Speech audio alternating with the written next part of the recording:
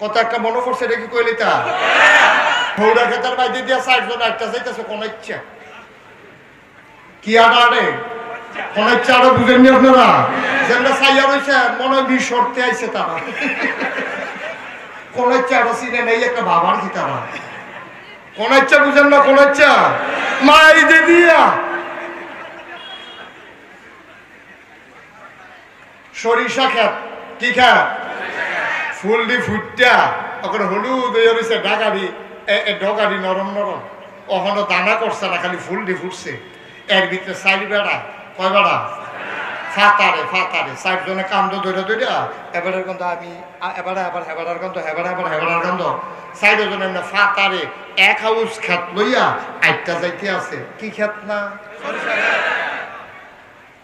সরিষা ক্ষেতের যখন ফুলটা ফুটে গাছের ডগাটা এটা কি নরম না শক্ত না নরম ফাড়া দিলে কি এটা আস্তা থাকে না ভাঙা দিকা কয়জনে আটতে আছে ফিসে না ফাতারে 60 জনে কান্দ ধরে একটা আউস জায়গা লইয়া এবারে আটতে আছে যেবারার ক্ষেত্রা এবারে নমুনা গির এবারে মরে না খাবারা এবারে বাইতে জানালা দিয়া দেখছে 4 বেড়ায় ক্ষেতের মাইদে দিয়া 1 হাউস জায়গা লইয়া কান্দ ধরে ফিসে গেল তো মন্ডলে বুঝতেও যা 1 হাউস জায়গা লইয়া তারা সামনের দিকে আইটা যাইতে আছে এবারে লাঠিটা লইয়া উঠতে দিছে দৌড় আচ্ছা যা করে কোনো ফিটটা হতাই না এখন গৃহস্থ কয়জন আডুন্য কয়জন এখন ফিট তো গেলে কি গৃহস্থে ফিটা খাইবো আরে আডুন্য ফিটা খাইবো না গৃহস্থে ফিটা খাইবো এই তো মাশাআল্লাহ সিহন বুঝেন তো মাশাআল্লাহ আমরা এলাকার তারা ফিটাফিটি করেছে এটা যত জ্ঞান হইছে ফিটার কথাটা কইলেই বুঝা না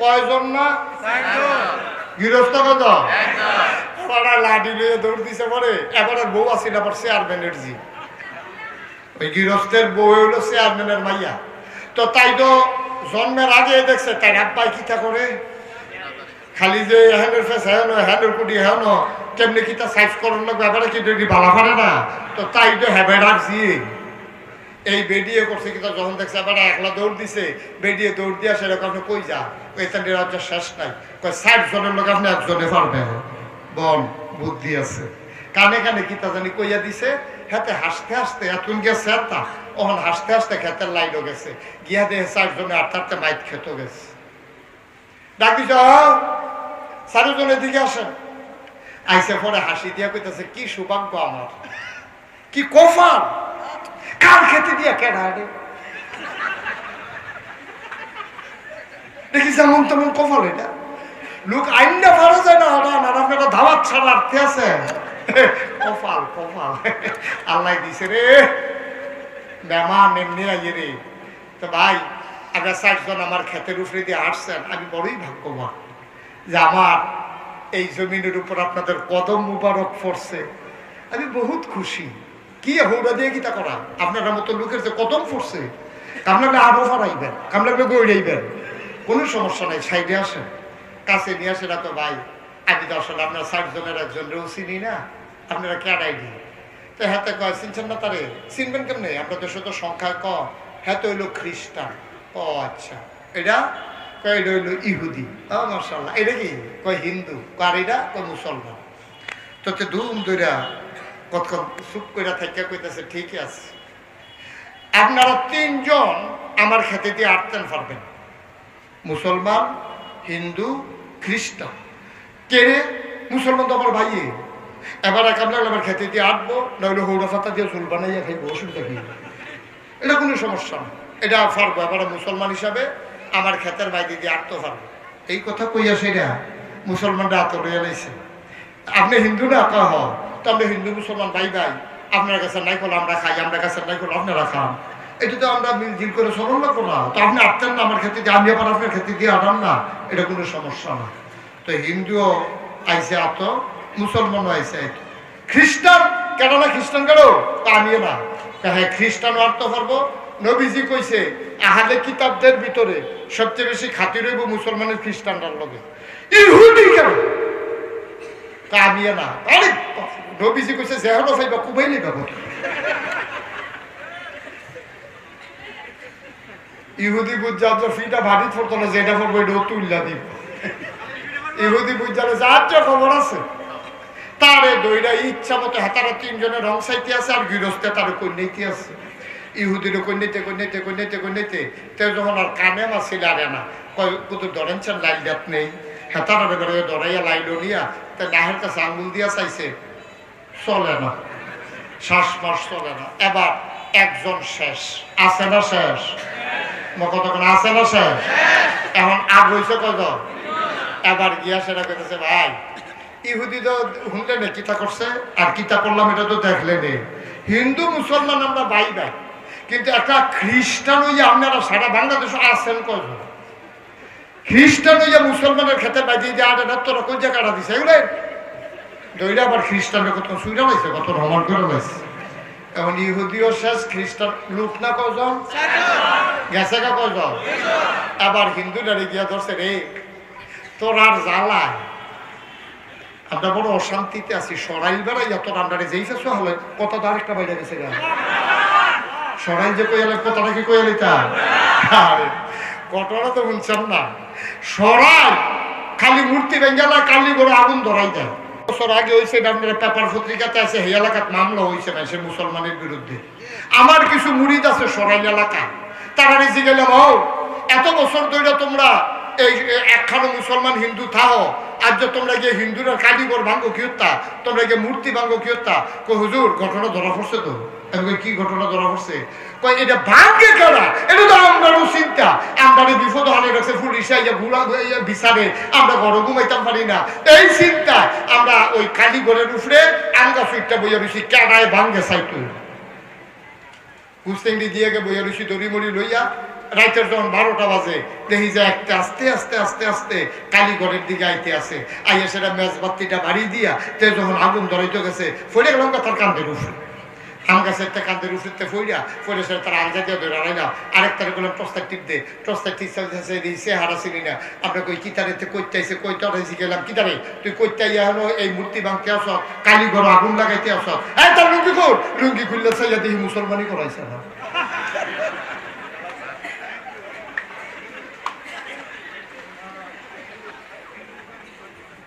কামড়ার কাম লাগে তারা তারা এত আমি কামড়ে যাবি ওয়াজও কই আমরা ফলাফেনে মূর্তি ভাঙ্গ কীর্ত, আমরা ফলাফেন কি এত আজাইরা এটা ইটে বাঙ্গাই মেশিন দিয়ে মূর্তি ভাঙ্গ কীর্ত, ঠিক নিও এই কারবার হইলো আমরা দেশ। এবার ওই যে কথাটা কোথাও ইসলাম এই তারা না কয়জন রে আবিন না সাইজ হইছে কত। এবার 3 নম্বরে হিন্দুটারে ধরছে ধরে বেড়া তোরা বেড়া নিজেরা মূর্তি ভেঙে আপনার উপরে দূর দেশ আজকে খেত কোনো চারটি তোর কি 2টা না দিয়া শান্তি আছে, তারে কতক্ষণ ফিরছে 3 জন শেষ। এবার মুসলমানরে গিয়া তো ভাই হ্যাঁ তারা তো আমরা ধরবেন না, তারা তো চাইবে আমরা ক্ষতি করতো। আপনি মুসলমান হইয়া আপনি আরেক মুসলমান ভাইয়ের ক্ষেতের ফুটে দিয়ে আদেন, আপনি এইটা দিতে কম দিলে আমার ফুসবো। আবার তারেও ফিরছে। এবার আসেন শিক্ষা নেই, আপনি একা কখন আপনি 4 জনের বিরুদ্ধে পারবেন না। এই কথাটা ওই যে গৃহস্থ যেমন বুঝে, আমেরিকা, ব্রিটেন, ফ্রান্স, জার্মানি, পার্শ্ববর্তী ভারত এরা কোনো কম বুঝে না। এই জন্য এরা করে কি কিছু কিছু ঘরানার আলেমকে, কিছু কিছু মুসলমানকে তারা পক্ষ লয়ে সেটা কি কয় সারা পৃথিবীর মুসলমান ভালো, কিন্তু ইরাকের সাদ্দাম হুসেন বেশি বাইরে গেছে গা, আফগানিস্তানের লাদেন হেবারাই বেশি বাইরে গেছে গা। এইটা কইয়া কইয়া একটার পর একটা দেশ ধ্বংস করে মুসলমানদেরকে কেমন করে নিঃশেষ করে দেওয়া যায়, এই হচ্ছে পায় তারা। আমরা গত সরকারের আমলে দেখেছি এই সরকার কখনো জামাতে ইসলামকে আক্রমণ করেছে, আলেমদেরকে চুপ করে রেখিয়েছে, আবার কখনো হাফাজতের রক্তে, আবার সাম্রাজ্যত্বের রক্তে রঞ্জিত করেছে।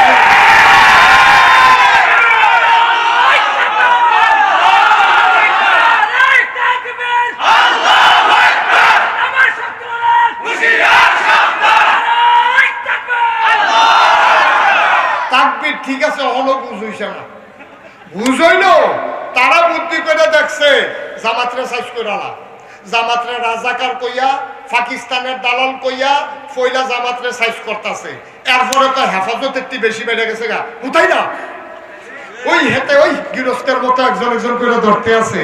আর আমরা বোকার মতো আমরা মনে করি জামাত ধরছে, আমরা হেফাজতের তারারে তো ধরছে না। হেফাজতের তারারে যখন ধরছে তারা কয় সুন্নির, তারা কয় এটি কমিটিরে ধরছে। আমরা যারা সুন্নি আমরারও তো ধরছে না। কিন্তু কারবার হইলো গৃহস্থে যে একজন একজন করে কমাইয়া আনতেছে, এই বের করলেন এইয়া হলো না। ঠিক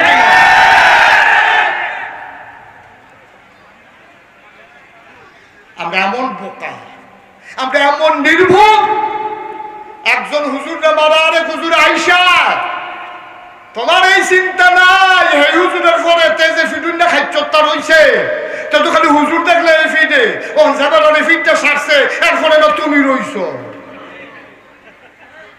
এই আহ্বানটাও তো আমরা লাগে, ঠিক কিনা? কম কষ্ট হইতেছে বোধহয় না? কষ্ট নিয়েন না, এখন সময় হয়েছে।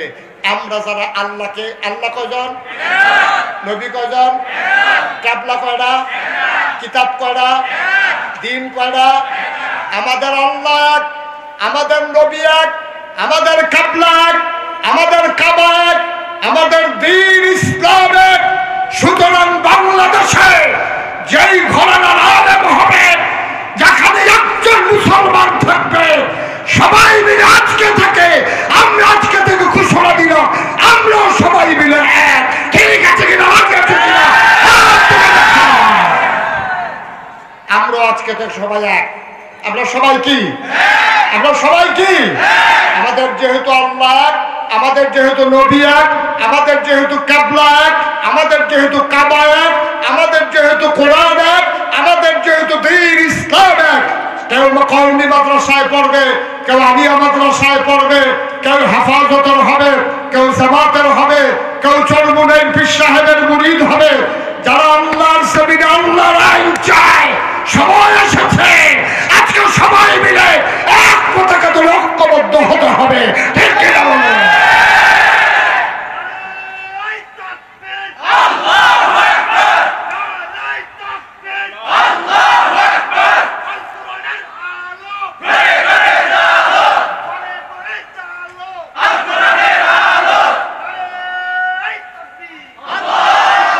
সবাই পড়েন আমিন। এই যে আমার বেয়াই যারা এই মাদ্রাসার আয়োজন করেছে, এই মাদ্রাসার জমিনটা দিয়েছেন তিনি আমার তালুই, আমার চাচাতো বোনের শ্বশুর, জনাব মিজানুর রহমান। না, উনি আমার চাচাতো বোনের শ্বশুর। অনেকবার দুলাভাই আমেরিকাতে থাকে, আমাকে বারবার বলেছিল আসার জন্য, কখনো আসা হয়ে ওঠেনি। কিন্তু আমি ঠিকই আসলাম, কিন্তু এখন আর উনি বাংলাদেশে নেই, আমেরিকাতে আছে। সুতরাং আপনারা, আর আমার তালুইজি তো দুনিয়াতেই নাই, আমার তালুইজি দুনিয়া থেকে বিদায় হয়ে গেছেন। আর আমার দুলাভাই আমেরিকাতে থাকেন, আপা সহ, আমার ভাগ্নেরা সহ। ওনারা এই জায়গাটা আমার সাথে পরামর্শ করেছিলেন, এই জায়গাটা আমরা কি করব। আমি বলি কি করতে চান? দিনই কোনো প্রতিষ্ঠান। আমি ওনাদেরকে উদ্বুদ্ধ করেছি, আমি ওনাদেরকে পরামর্শ দিয়েছি। ওনারা এই মহৎ উদ্যোগ নিয়েছে, জমিন দিয়েছে দিনই প্রতিষ্ঠান করার জন্য। আজকে বিনয়ের সাথে এলাকার ওলামায়ে কেরাম যারা আছেন, আমি আপনাদের সবাইকে বলবো, এটাকে কোনো দলের বানাইয়েন না, এটাকে কোনো মতের বানাইয়েন না, এটাকে কোনো পথের বানাইয়েন না। এটা মুসলমানদের একটা মারকাজ। ঠিক কিনা বলেন? এটা মুসলমানদের একটা মারকাজ হবে। এখান থেকে আমার আগে যিনি কথা বলেছিলেন, আমি খুব খুশি হয়েছি। এখান থেকে দ্বীনের মুজাহিদ বের হবে। দ্বীনের মুজাহিদ মানে, আমরা মুজাহিদ মানে হুনলে মনে করেন ফিরে হইতে আছে নাকি? দ্বীনের মুজাহিদ মানে হচ্ছে দিনটাকে পাহারা দেবে, বেনামাজিরা নামাজি বানাবে, বেরোজদারে রোজদার বানাবে। বাবা ইন্তেকাল করে যে সন্তান আল্লাহু আকবার বলে, বাবার জানাজার সামনে দাঁড়িয়ে যাবে। ঠিক কিনা বলে? এর চাইতে বড় পাওয়া একজন বাবার জীবনে কি আছে? একজন বাবার জীবনে এর চাইতে বড় পাওয়া আর কি আছে? সুতরাং এই মাদ্রাসাটা যেন সুন্দরভাবে কিয়ামতের ময়দানে আমাদের জন্য যেন নাজাতের উসিলা হয়। সবাই পড়া আমিন। এখান থেকে সেই মুআদ্দাব ছাত্র বের হবে, যেই ছেলেগুলা বাচ্চা এই মুরব্বীদেরকে দেখলে রাস্তায় সালাম, এই হুজুর, হুজুর না, মুরব্বী কোন দিত না, হুজুর বসান, এক মুরব্বী কইয়া এমন আমি আর রাস্তা দিয়ে হাঁটতাম পারি না, আমি মাস্ক লাগাইয়া আগুন লাগে হবে। মারহাবা কর, উঠান না, এই ওনারে বসাই দেন। কথা বললেন না, সবাই বলেন আমিন। যেই কথাগুলো বলছিলাম, আমরা এই দিনের মার্কাজটা যদি সুন্দরভাবে তৈরি করতে পারি, এই মার্কাজটা দিন কিয়ামতের ময়দানে নাজাতের উসিলা হবে। এই ছেলেগুলো এখানে যারা পড়বে, মুরব্বী হেঁটে যাবে, সালাম দেবে, আসসালামু আলাইকুম। এই ছেলেগুলা এলাকার মানুষদেরকে, বাপকে মাকে যারা সুন্দর করে সহিশুদ্ধ করে কোরআন তেলাওয়াত করতে পারে না, এই বাচ্চারা গিয়ে সুন্দর করে আব্বাকে আম্মাকে কোরআন সহিশুদ্ধ করে শিখাই দেবে। এই সমাজের বুকে ইনসাফ কায়েম করবে, এই সমাজের ভিতরে অন্যায় অবিচার একদিন দূর করবে। এমন একটা প্রজন্ম এই মাদ্রাসার মাধ্যমে বের হবে ইনশাআল্লাহ। যেহেতু ওনারা আমার আত্মীয়, মাদ্রাসার যিনি, উনি দৌড়ে দৌড়ে আমার দরবারে ছুটে গিয়েছেন, আমাকে আনার জন্য অস্থির হয়ে গেছেন। আপা দুলাভাই ওখান থেকে ফোন করেছে, আমি কোনোভাবে আর না করতে পারিনি। আপনারা জানেন, সোশ্যাল মিডিয়ায় দেখেছেন, আমি কয়েকদিন ধরে খুব বেশি ব্যস্ত। আমার এলাকা বন্যা কবলিত, আমি সেখানে বসে মসজিদের ভিতরে আমি ঘুমাই, মসজিদের ভিতরে শুয়ে থাকি, সারাদিন কাটাই। ওই বন্যার লেগিয়া খিচুড়ি টিচুড়ি হয়তো দুগলা খাই না হইলে নাই। এই অবস্থার ভিতর দিয়ে কয়েকদিন ধরে ত্রাণ সামগ্রী এই সংগ্রহ করে করে আমি ঘরে ঘরে নাগাইছে প্রায় 10,000 চুলা আছে। প্রতিটা ঘরে আমরা চেষ্টা করেছি অন্তত 2 বার করে, একটা ঘর বলতে পারবে না যেখানে আমরা অন্তত 2 বার করে সাহায্য পাঠাইনি। মারহাবা বলবেন না? এইভাবে ওলামায়ে কেরামকে ভূমিকা পালন করতে হবে। ওলামায়ে কেরাম শুধু জানাজার সময় আছে, বাচ্চা হইলে আজানের বেলা আছে, ফার্স্ট দিনটা খতমের বেলা আছে, এটা না। ওলামায়ে কেরাম হবে সমাজ বিনির্মাণে এক একজন অগ্রসেনানী। বন্যার সময় তারা ঝাঁপাই পড়বে সাহায্য দেওয়ার জন্য, করোনার সময় তারা ঝাঁপাই পড়বে মানুষদেরকে মুক্তি দেওয়ার জন্য। সমাজের ভিতরে যেখানে বিশৃঙ্খলা হবে, ওলামায়ে কেরাম যৌথ সমাজের মানুষদেরকে নিয়ে, নেতৃত্ব নিয়ে অন্যায়কে দূরীভূত করবে। ঠিক কিনা বলেন? ইমাম যখন যা মসজিদের সামনে থাকে, ইমাম যেমন সবার সামনে থাকে, ওই ওলামায়ে কেরাম যেখানেই বিশৃঙ্খলা, সব সাধারণ থাকবে পিছে, ওলামায়ে কেরাম থাকবে সবার সামনে। ঠিক কিনা বলেন? ইমামের জায়গা কি পিছে না সামনে? সামনে। নামাজের সময় যদি ইমাম মানতেন পারেন, সবসময় ইমাম মানবেন যে হুজুর হাতে বিলে গ্যাসের বোতলের দাম 3,000 টাকা করে রাখে, গত কয়দিন আগেও 2,000 বেচছে, 1,000 বেচছে, অহন বিলে 3,000 কয়, হুজুর হবলে বিলে গিয়ে ধরবেন কি রে, কারবারটা কি? এইভাবে সুন্দরভাবে সমাজটাকে বদলে দিতে হবে, তাইলে আল্লাহ সুন্দর করে দেবে। এমন উদাহরণ যুগে যুগে আমাদের অনেক ছিল। সুবহানাল্লাহ বলবেন না? মুসলমান মন দিয়ে শুনুন, ওই মুসলমান চাই, ওই আলেম চাই, ইমাম চাই, ইমাম আহমদ ইবনে হাম্বল। ওনাকে যখন বাদশাহ প্রস্তাব দিলেন, বাদশাহ প্রস্তাব দিয়ে দিলেন আহমদ ইবনে হাম্বলকে, আপনি হয়ে যাবেন প্রধান কাজী। ইমাম আহমদ ইবনে হাম্বল বললেন, আমি তো কোনো বাদশার চাকরি করব না, আমি চাকরি করি বাদশার যিনি বাদশাহ, ওই আল্লাহ।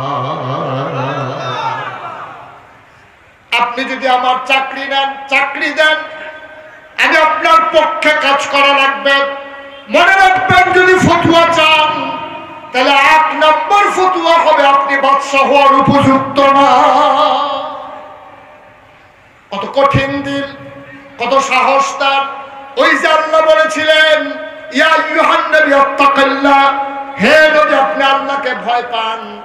ওই ওলামায়ে কেরাম যারা, তাদের অন্তরে ছিল আল্লাহর ভয়, সমাজ বিনির্মাণে তারা আল্লাহর ভয় অন্তরে নিয়ে সমাজের মানুষের জন্য কাজ করেছে, কখনো কোনো অন্যায়ের কাছে মাথা নত করে নাই। ঠিক কিনা? আমরা সেই মানুষ হতে চাই। আপনি হুজুর হওয়া লাগবে বলছে কে?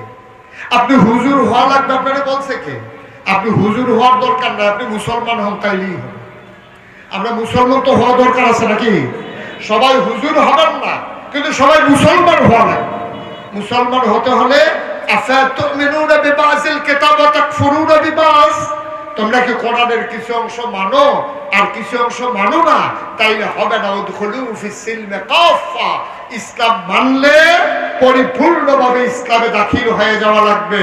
নামাজের ভিতরে যেমন তুমি ইমামকে ডিঙ্গাইয়া রুকুতে যাও না, ইমাম সাজদায় যাওয়ার আগে তুমি যেমন করে সাজদায় যাও না, ওই ওলামায়ে কেরামকে ডিঙ্গাইয়া কোনো অন্যায়ের সাথে আপোষ করা যাবে না। ঠিক কিনা বলেন? ওই ওলামায়ে কেরামদেরকে মেনে মেনেই চললেই তাহলেই শান্তি। বন্ধুগণ, আপনার এই মাহফিলটার ওজন বুঝেন নাই, সত্যিকার অর্থেই বুঝেন নাই। এই মাহফিলটার ওজন বুঝেছে যারা আজকে এই এলাকার আকানগরের যারা কবরে ঘুমিয়ে আছে, তারা জানে এই মাহফিলটার ওজন কত। আপনি কিচ্ছু বুঝেন না, আপনি জানেন না মাহফিলটার ওজন কত। আপনি মনে করছেন মাইক, ফিশার হুজুর, ওয়াজ, কতক্ষণ হাসি কতক্ষণ কান্না, কিছু কথা শোনা, কোনো স্লোগান দেওয়া, আপনি মনে করছেন এইটাই মাহফিল। না, যারা কবরে ঘুমিয়ে আছে, পাশেই কবরস্থান আছে নাকি?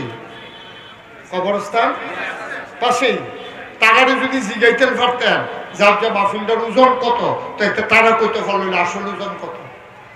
আমি কিতাবে পেয়েছি কোথাও যখন মাহফিলের ভিতরে লোক হাজির হয়ে যায়, সন্তান যখন আসে, নায়নাতকুর যখন আসে, রুহানি হালাতে আব্বা আম্মা চতুর্দিক দিয়ে এসে মাহফিলের দাঁড়িয়ে যায়।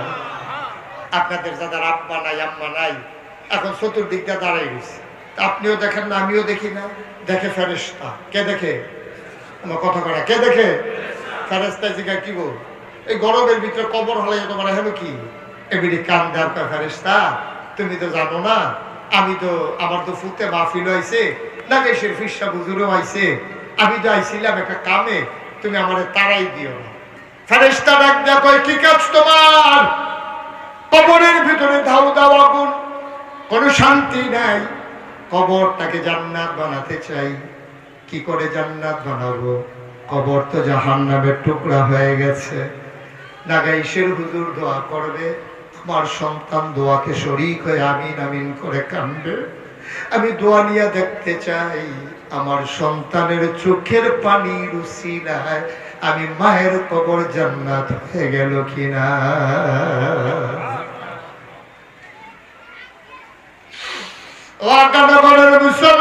মুসলমান, ওই মা যারা কবরে শুয়াইছ, ওই বাবা যারা কবরে শুয়াইছ, তুমি দেখো না আমি দেখি না, মা বাবা মাহফিলের চতুর্পাশ দিয়া দাঁড়ায় অপেক্ষা করে কখন সন্তান দোয়া করে দেবে, কবরে জান্নাত হয়ে গেল কিনা, গিয়া খবরে খবরে খোঁজ খবর নেবে। মুসলমান, ওয়াজ শুনেছ, কথা শুনেছ, প্রচন্ড গরমের মাঝে বসেছি, একটা লোক উঠে যাও নাই। মিনতি আমার একটা আবদার, আমরা দোয়া না করে একজন মুসলমানও বাড়িতে যাব না ইনশাআল্লাহ। সবাই রাজি আছেন ইনশাআল্লাহ? এই যে তেজে যাইতে আছে, হাতে কি ইনশাআল্লাহ কইয়ে যাইতে আছে? এক বসেন সবাই, আমিন কর। আমরা এখনই দোয়া করে দেব। দোয়া করে আব্বার জন্য দোয়ার দরকার আছে নাকি নাই? আমি অনেক মাহফিলে বলি, আপনি যে দোয়া না করে চলে যান, আপনি যাওয়ার আগে দিয়া কাগজ কলম থাকলে একটা লাইন লিখে যান। আপনি সাদা কাগজটা হাতে নিয়ে লেখেন যে আপনি যে দোয়া না করে চলে গেলেন, আপনার আব্বা আম্মার জন্যই তো দোয়া করতেন, আপনি যে আপনার আব্বা আম্মার জন্য দোয়া না করে চলে গেলেন, এবার আপনি সাদা কাগজে লেখেন আপনি যেদিন পরে যাবেন, আপনার ছেলে যেদিন মাহফিলে আসবে, সেই দিন সেই বাচ্চাটাও আপনার জন্য দোয়া না করেই সে চলে যাবে। ঠিক কিনা বলেন? কারণ আপনি শিখেন নাই তো, আপনি আপনার আব্বার লেগে দোয়া করছেন না, আপনার লেগে আপনার ফুতে দোয়া করবেন, আশা করেন কেমনে? কেমনে আশা করেন? সবাই মিলে আমরা দোয়া করে তারপরে যাবো। একজন লোক উঠেন না, আমরা দোয়া করে যাব। সবাই কোন আমিন।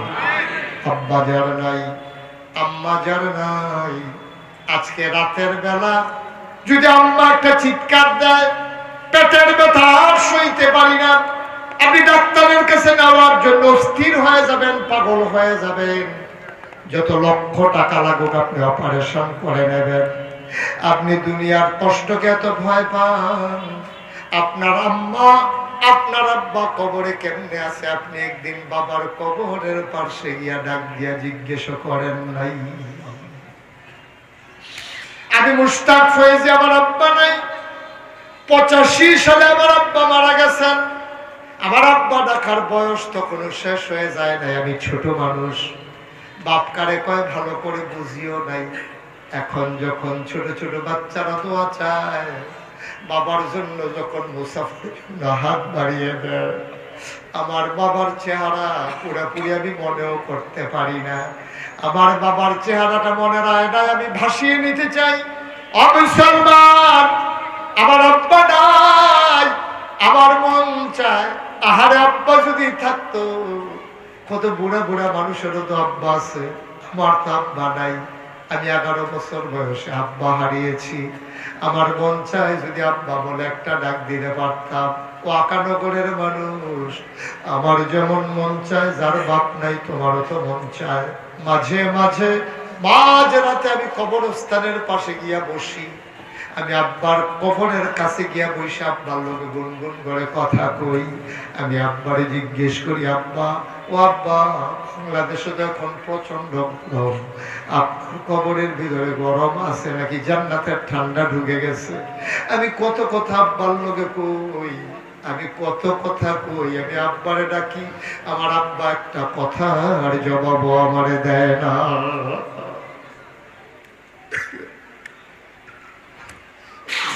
আমার আব্বা আমার একটা কথা জবাব দেয় না। আমি কাঁদতে কাঁদতে রুমে যাই, আমি ঘুমাইতে পারি না। ও আকানগরের মুসলমান, আমার আব্বা যারা কবরে শোয়াইছো, আমার আম্মা যারা কবরে শোয়াইছো, চলো সবাই মিলে একটা আব্বা আব্বার কবরটা জান্নাত বানিয়ে দেই। সবাই মিলে আব্বার জন্য আম্মার জন্য দুটো ছোটটা চোখের পানি ছেড়ে দেই। সবাই মিলে একটু দোয়া করে দেই, আব্বার কবর আম্মার কবর যেন জান্নাতের টুকরা হয়ে যায়। সবাই মিলে দোয়া করে দিই, রব্বির রহমহুমা কামা রব্বায়ানি সগীরা। দোয়ার দরকার আছে নাকি নাই? আমার মনে হয়েছে 15 বছর পরে মনে হয় তারা প্রথম করে আবার নতুন করে বুক ভরে নিঃশ্বাস নিয়েছে। এজন্য আমি গর্বিত, আমি অভিভূত, আমি মুগ্ধ যে ওলামাই কেরাম এভাবে ছুটে ছুটে এসেছেন। আজকে মসজিদের মিম্বারগুলো উন্মুক্ত হয়ে গেছে। কোরআনের আলোচনা বলবে কোনো ইমামের জন্য আর কোনো চিন্তার দরকার নাই। আমরা দেখেছি গত 15 বছর ধরে কোরআনের কথা বলতে গিয়ে অনেক ওলামায়ে কেরামকে নাজেহাল হতে হয়েছে। তাদের মিম্বারগুলো ওই মসজিদের সভাপতি, সেক্রেটারি আর কমিটির কাছে তাদের ইমামতিটা যেন জিম্মি হয়েছিল। আজকে প্রাণ ভরে আমরা কথা বলবো, প্রাণ ভরে কথা শুনবো। আশা করি সেই কথাগুলোর মাঝে আমরা আমাদের হৃদয়ের খোরাক নিয়ে যাব ইনশাআল্লাহ। আল্লাহ যেন তৌফিক দান করে, সবাই করে আমিন। বন্ধুগণ, আল্লাহ তাবারক ওয়া তাআলা কোরআনুল কারীমে বলেছেন, লা ইন শাকারতুম লা আযীদান্নাকুম। দুনিয়ার মানুষ আমাদেরকে বলতেছেন, সবাই শুনতেছেন। এই যে একটা ছেলে এরকম করতেছে, আপনি শুনেন, উনি কয় এত মানুষের কয় আমারে কি আর কয়নি। সবাই আল্লাহ বলতেছেন, কি বলতেছেন? লা ইন শাকারতুম। মাইকটা ঠিক করেন, মাইকম্যান, এই কুয়া টুয়া যেন না দেয়, কুয়া দেওয়াইয়েন না।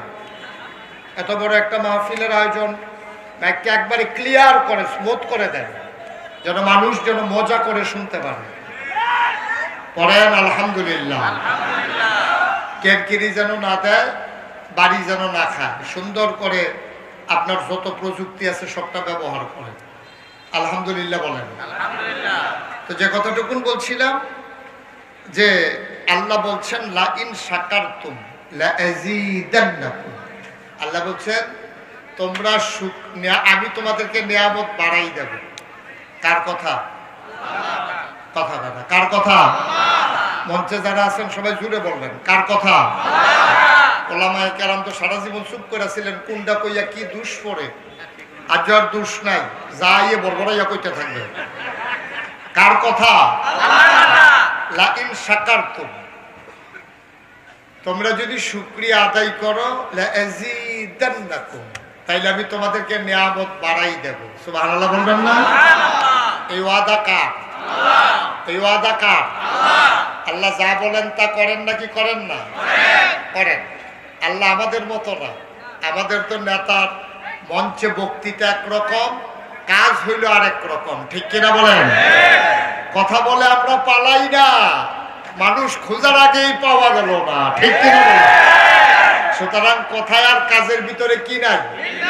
কিন্তু আল্লাহর কথায় কাজে মিল আছে না কি নাই? আল্লাহ তাবারক ওয়া তাআলা মানুষের খুশির জন্য বলেন না, তিনি তার ফান্ডামেন্টাল যে ডিসিশন এগুলো আল্লাহ জানিয়ে দেন। আল্লাহ বলে দিয়েছেন আমি নিয়ামত বাড়াই দেব, শর্ত হইল একটা, যদি তোমরা শুকরিয়া আদায় করো। সুবহানাল্লাহ বলবেন না? তাহলে শুকরিয়া আদায় করব কার? জুড়ে বলেন কার? শুকরিয়া আদায় করব কার? আমি দেখলাম আমার পরশু দিনও মাহফিল ছিল এক জায়গায় ইন্ডিয়ান বর্ডারে। 11 বছর পরে আমি সেই জায়গায় যেতে পেরেছি।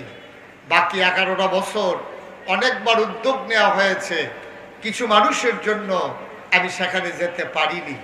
মানুষ আমাকে জড়িয়ে ধরে কেঁদেছে, তারা প্রাণ উজাড় করে, তারা একেবারে খুশি মনে এই গরমের দিনে, আজকেও জনসমুদ্রে পরিণত হয়ে গেছে। ওই দিনও দেখলাম তারা যে প্যান্ডেল করেছে, আমি যাওয়ার আগে এই প্যান্ডেল শেষ। শেষ কি মানে ভেঙে গেছে, মানে ভরাট হয়ে গেছে। তা আমি যাওয়ার পরে যা কারবার হয়েছে, কয়েকজনে দেখছি লটকুনি খেয়ে রয়েছে বাসের ভিতরে দৌড়িয়া। দেখুন আমি কইছি ভাই এত টেনশন করার দরকার নাই, ওয়াজ শেষ হইলে আমি কতক্ষণ দাঁড়ায়া, আপনারা কতক্ষণ ছাইয়া যাইবেন, তারপরে অত টেনশনের দরকার নেই। আমিন কম। যেই কথাটুকুন বলছিলাম, আজকে যারা মনে করেন আপনার বিরুদ্ধে কথা যাচ্ছে, তাইলে এটার জন্য কোনো আলেম দায়ী না, এটার জন্য কোনো ইমাম দায়ী না। এটা যিনি মনে করেন আমার বিরুদ্ধে কথা বলছে, আপনি আপনার নেতা নেত্রীকে জিজ্ঞেস করেন যে এই রকম কোরআন হাদিসের পক্ষে কথা বললে আপনাদের বিরুদ্ধে যায় কেন, তাদেরকে জিজ্ঞেস করেন। কোরআন হাদিসের পক্ষে কথা বললে যাদের বিরুদ্ধে যায়, যারা চিৎকার করে জানিয়ে দিত আমরা কি মুসলমান না, আজকে এই 90% জন লোক মুসলমানের দেশে এমন আকামি করছে বাজারে পর্যন্ত যাওয়ার সুযোগ নাই। ঠিক কিনা? কাজগুলো করছেন কেন? কাজগুলো না করলে কেউ তো করে তারাই দেওয়া লাগে নাই, ইচ্ছা কইরাই। ভাই আপনি দৌড় দিচ্ছেন কি রে? কম দুঃখে দৌড়ি, ফাইলে কি আর আমার এমনি ছাড়বো? আপনার দুঃখে আপনি দৌড়েন, হুজুরের দোষ কি? আপনি দৌড়াইতে কেউ কয় নাই, দৌড়ানো দেয় নাই। আপনারা 15 বছর দৌড়ানির উপরে রাখছেন, এই দৌড়ানোর উপরে তারা ছিল, আর আপনারা যারা দৌড়াইছেন এখন নাই, এটা আমাদের দোষ? এটা ওলামায়ে কেরামের দোষ? আপনারা মঞ্চে উঠার আগেই স্লিপ ধরাই দিতেন হুজুর রাজনীতির কোনো ওয়াজ নাই। আমি বলি ওটা আলোচনাটাই হচ্ছে রাজনীতি, ঠিক কি? ওটা কোরআনটাই হচ্ছে রাজনীতি। এতদিন আমরা বলতে পারি নাই, বলতে দেওয়া হয় নাই, তারপরেও আমরা থামি নাই, ঠিক কি? আমার ওয়াজের যারা শ্রোতা তারা জানেন আমি কখনোই কোনো রেস্ট্রিকশন দিয়ে কথা বলি না। আমি আমার মতো করে কথা বলি, যার মন চায় শুনবে, যার মন না চায় চলে যাবে। আমি আপনার খুশির জন্য আল্লাহর কাছে আসামি হইতে পারবো সহজে। আপনি খুশি হবেন না বেজার হবেন, এতে আমার কিছু আসে যায় না। 800 কোটি মানুষ এই পৃথিবীতে এখন আছে, 250 কোটি মুসলমান আছে। সবাইকে খুশি করার মতো ক্ষমতা আমার নাই, সবাইকে খুশি করার মতো আমার নাই। আমি এক জায়গায় গিয়ে দেখছি আল্লাহরে গালাগালি করতে আছে, আল্লাহরে গালাগালি করতেছে। আর আমি তো নাগেশের বিশ্বাস মুস্তাক ফৈজিয়া না, আমার যে সবাই পক্ষে থাকবে আমি আশাও করি না। আর যেই দিন দেখবো সবাই আমার পক্ষে, এটা কিয়ামতের লক্ষণ, এটা মোটেও কোনো সুবিধার লক্ষণ, ঠিক কিনা বলেন? তো স্বাভাবিক আল্লাহরেও গালাগালি করে মানুষ, সুবিধা না হইলে। ধান সিদ্ধ করছে, রোদ উঠে না, খালি বৃষ্টি বেরিয়েছে, কি ফোতানটা আল্লাহরে ফোতাইছে, আল্লাহ দেখে না এখনো আছে। একটা ওয়াজে সবাই খুশি হবেন, বাচ্চাদেরকে তো চুপ করাই দেন ওই দিক দিয়ে। একটা ওয়াজে সবাই খুশি হবেন এটা আশা করা যায় না। আমরা শুরু করি ইনশাআল্লাহ। ওয়া মা তাওফীকি ইল্লা, সবাই পড়েন আলহামদুলিল্লাহ। তাহলে শুকরিয়া আদায় করলাম কার? আল্লাহ। করব কার? আল্লাহ। পরে যাব কার? আল্লাহ। লস না লাভ? প্রমাণ আছে নাকি নাই? আমরা প্রমাণ পেয়ে গেলাম, লা ইন শাকারতুম লা আযীদান্নাকুম। আল্লাহর শুকরিয়া আদায় করলে আল্লাহ নিয়ামত বাড়াই দেয়। আল্লাহ যে আমাদেরকে মুক্ত আকাশ আর প্রাণ ভরে নিঃশ্বাস নেওয়ার সুযোগ করে দিলেন, এটা কি আমরা বেড়াগিরি না শুকরিয়া? কার? আবার পড়েন আলহামদুলিল্লাহ, আবার পড়েন আলহামদুলিল্লাহ। 15 বছর ধরে যেই জগদ্দল পাথরটা আমাদেরকে চাপা দিয়ে রেখেছিল, পাথরটা এখন সরে গেছে। তাইলে আমরা কি করব? কি বলবো? সবাই পড়েন, কি বলবো? পড়েন আলহামদুলিল্লাহ। বন্ধুগণ, যুগে যুগে এমনই হয়। আল্লাহ তাবারক ওয়া তাআলা কোরআনুল কারীমে মাত্র 500 আয়াত, কয়শো? কথা বলেন, কয়শো? 500 আয়াত রাখছেন হুকুমের আয়াত। নামাজ, রোজা, ইবাদত, বন্দেগী, সুদ, ঘুষ, মদ, চুরি, চামারি, জিনা, ব্যভিচার, এই রকম ব্যাপারে মাত্র 500 আয়াত আছে। কয়শো? এগুলা বলে আহকামুল কোরআন। এই 500 আয়াতকে বলে আহকামুল কোরআন, মানে কোরআনের বিধি বিধান সমূহ। তাইলে কোরআন শরীফ মোট আয়াত আছে 6666, চইলা গেল 500, আর বাকি রইল এইগুলা। মারহাবা বলবেন না? 500 গেলে 6166, এই আয়াতগুলা বাকি রইল। আচ্ছা, এইগুলাতে কি আছে? নামাজের কথা, হজের কথা, রোজার কথা, জিকির আজকারের কথা, পর্দা পুশিদার কথা, সম্পদ বন্টনের কথা, চুরি চামারির কথা, ডাকাতির কথা, লুণ্ঠন, মানুষের সম্পদ লুণ্ঠন করার কথা, জোর করে ক্ষমতা দখল করার কথা, ক্ষমতায় যারা যাবে তাদের পরিণতির কথা, সব মিলিয়ে জিলিয়ে আছে 500। তাইলে 6166। বাকি আয়াতে কি আছে? বাকি আয়াতে আছে শিক্ষা। শিক্ষার ভিতরে এইটাই, যারা আল্লাহর নাফরমানি করেছে তাদের পরিণতি কি হয়েছে, এটাই হলো মূল শিক্ষা। ঠিক কিনা বলেন? এটা যুগে যুগে আল্লাহ তাবারক ওয়া তাআলা কোরআনুল কারীমে এই ব্যাপারে ওয়াজ করে দিয়েছেন। আর এই ক্ষেত্রে কোরআনের শিক্ষা নেওয়ার জন্য মৌলিক ফান্ডামেন্টাল একটা ডিসিশন আল্লাহ কোরআনে দিয়েছেন। 21 পারায় সূরা আহজাবের প্রথম আয়াতে আল্লাহ বলছেন, ইয়া আইয়ুহান নবী। সুবহানাল্লাহ বলবেন না? সবাই কোরআনে ঢোকার আগে আমরা একটু এই শয়তান থেকে ফানা হয়েছে, যিনি রহমান যিনি রহিম, তার নামে চলেন শুরু করি। সবাই পড়ি। আউযু বিল্লাহি মিনাশ শাইতানির রাজিম। বিসমিল্লাহির রাহমানির রাহিম। ইয়া আইয়ুহান নাবিয়্যু তাকিল্লাহ ওয়া লা তুতি'ল কাফিরিনা ওয়াল মুনাফিকিন। 21 পারায় প্রথম সূরা। সূরার নাম সূরা আহজাব, 73টা আয়াত, 9টা রুকু। আল্লাহ তাবারক ওয়া তাআলা কত সুন্দর করে ওয়াজ করে দিলেন, ইয়া আইয়ুহান নবী, হে নবী, আত্তাকিল্লাহ, আপনি ভয় পাবেন শুধুমাত্র, কেবলমাত্র, একমাত্র আমার আল্লাহকে। বলেন সুবহানাল্লাহ। আল্লাহ তাবারক ওয়া তাআলা আপনার মেনশন করলেন নবীকে, টার্গেট করলেন নবীকে, ডাক দিলেন, ইয়া আইয়ুহান নবী, হে নবী। মুফাসসিরিনে কেরাম, মুহাদ্দিসিনে কেরাম, মুফতিয়ানে আহজাব, উলামায়ে কেরাম সবাই মিলে একমত হয়ে গেল, যদিও এখানে নবীজিরে ডাক দিছে, এই ডাকের ভিতরে বানসারামপুর আকানগর মাদ্রাসার প্রাঙ্গণে যারা আইছে, এই ডাকের ভিতরে তারাও পড়ছে। সুবহানাল্লাহ বলবেন না? আমরারে ডাক দিতেছে, বানসারামপুরের মানুষ, আল্লাহ ডাক দিতে আছে। সুবহানাল্লাহ বলবেন না? তাহলে আপনারা ডাক দিলে আপনি কি অমনোযোগী না মনোযোগী? ডাক দিছে কে? স্বয়ং আল্লাহ। সুতরাং এখন আপনি আর এদিক সেদিক তাকানোর কোনো সুযোগ নেই। এতক্ষণ তাকাইছেন, আমি ডাক দিছি, এই ছেলে, মোবাইল বন্ধ করো। আপনি ভাই মোবাইল বন্ধ করো, ইউটিউবে হাজার হাজার ওয়াজ আছে, আপনি এইটা চাইয়া থাকবেন না আমারে চাইবেন? হ্যাঁ, এটা বন্ধ করে দিয়ে খেয়াল করে শুনেন।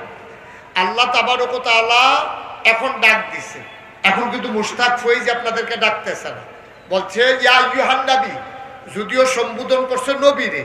আর সকল ওলামায়ে কিরাম ইজমা হয়ে গেছে নবীরে যে ডাক দিছে এখানে শুধু নবী উদ্দেশ্য না, এই প্যান্ডেলে যারা আমরা আছি কিয়ামত পর্যন্ত যত মানুষ আসবে, যুগে যুগে যারাই আসবে, যারাই কোরআনের কাছে যাবে অথবা না যাবে, সবার জন্য আল্লাহর ডাক হচ্ছে এই শুনো। তাহলে বলছি জি আল্লাহ বলেন, আল্লাহ তাকাল্লাহ, তোমরা ভয় পাবা শুধুমাত্র কেবলমাত্র একমাত্র আমার আল্লাহকে। সুবহানাল্লাহ বলবেন না? আমরা ভয় পাবো কারে? যারা দাঁড়াই আছেন তারা আর বলার দরকার নাই। আমরা ভয় পাবো কারে? আল্লাহকে। আল্লাহ বলছেন হে নবী আপনি ভয় পাবেন আল্লাহকে। তাইলে এখন প্রশ্ন হলো নবী কি আল্লাহরে ভয় পায় না? নবী তো নিজেই কোরআনের ধারক বাহক, তিনি হচ্ছেন শারির, তিনি শরীয়ত প্রণেতা, তিনি হচ্ছে উসওয়াতুন হাসানা, তিনি হচ্ছেন মডেল, তিনি হচ্ছেন আইডল, তিনি হচ্ছেন আইকন, তিনি হচ্ছেন আমাদের জন্য আদর্শ। পৃথিবীতে আমার দেশের ছেলেরা মেয়েরা যারই ফ্যাশন মনে করুক, যাকে আইডল মনে করুক, তারা মনে করে ইন্ডিয়ান যারা নায়ক নায়িকা, ব্রাজিলের যারা খেলোয়াড়, আর্জেন্টিনার যারা খেলোয়াড়, তারা চুল কাটে কেমনে? হাতে এই মোবাইলের ভিতরে হাতার চুল কাটার ছবি লইয়া সেলুনে গিয়ে উঠছে। সেলুনের হাতে কবে এটা কিটা কয় এইটার মতো চুল কাটবা, এখান দিয়ে 2টা র্যাক দিবা। কয় কতক্ষণ আগে এটা তো মাত্র 2টা র্যাকে না, তো তারে আবার জিগাইছে হাতে ফার বানিয়ে রহ হুদা 2টা, কতক্ষণ আগে আসছিল তারা 6টা র্যাক দিয়ে দিছিল। রেখের লাগে আমার কাছে আইবেন, আমি রেখে বাবা 6 র্যাক দিয়ে দিছি আর আপনি 2 রেখে না। এখন মনে হইতেছে ব্রাজিলের ব্রাজিলের প্লেয়াররা খেলোয়াড়রা হয়ে গেছে আমাদের ছেলেদের কাছে আইডল, তারা হয়ে গেছে আমাদের কাছে আদর্শ। আমার মেয়েরা ওই ইংলিশ আর কি বলে ভারতের চ্যানেলগুলো ঘুরে ঘুরে ফ্যাশন শোগুলো দেখে দেখে ওরা নায়িকারা কোন ধরনের জামা পরে, কোন ধরনের ফ্যাশন করে, এটা আমার দেশের মেয়েদের কাছে ফ্যাশনের জিনিস হয়ে গেছে।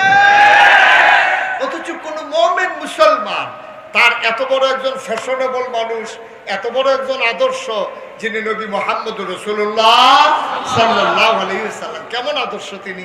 আপনি কি কিছু বুঝছেন?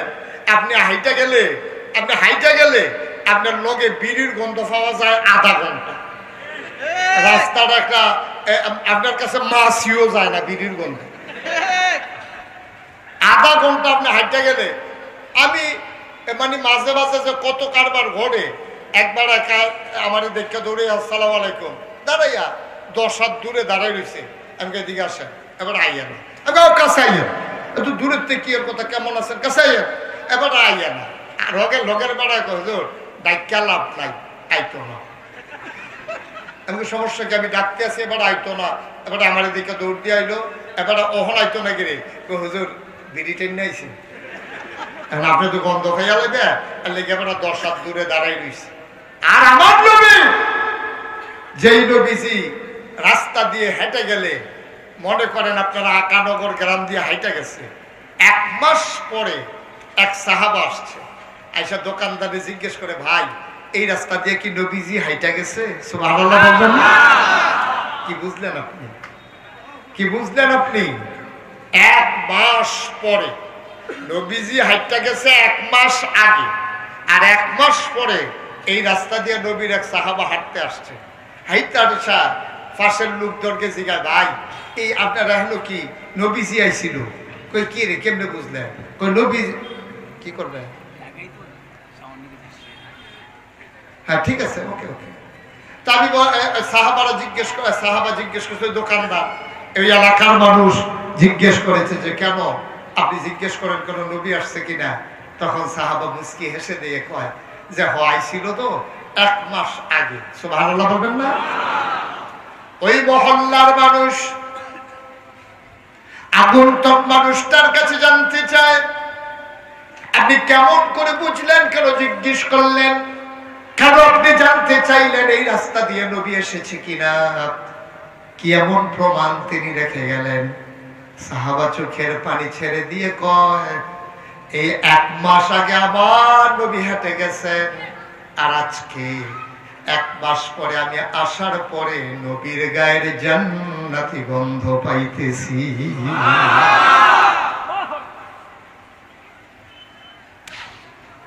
এমন একজন নবী তোমার আমার নবী, এই নবীকে পাঠানোর পরে আল্লাহ ঘোষণা দিয়ে দিলেন, লাকাদ কানা লাকুম ফি রাসূলিল্লাহি উসওয়াতুন হাসানাহ। এই নবী হইলেন তোমাদের জন্য মডেল, তিনি হইলেন আদর্শ, তিনি হইলেন নমুনা। মুসলমান, সরকার আসবে, সরকার যাবে, ক্ষমতার পালা বদল হবে, মুসলমান যদি কোরআনকে আঁকড়ে ধরে ধরতে না পারে আর নবীর আদর্শে যদি নিজের জীবন সাজাইতে না পারে, সরকারের অদল বদল হবে, মানুষের সমাজের পরিবর্তন হবে না। ঠিক কিনা? আগে একতারা চান্দা তুলতো বাস স্ট্যান্ড, ওখানে আরেকতারা তুলবো, এর দূরে অসুবিধা কি?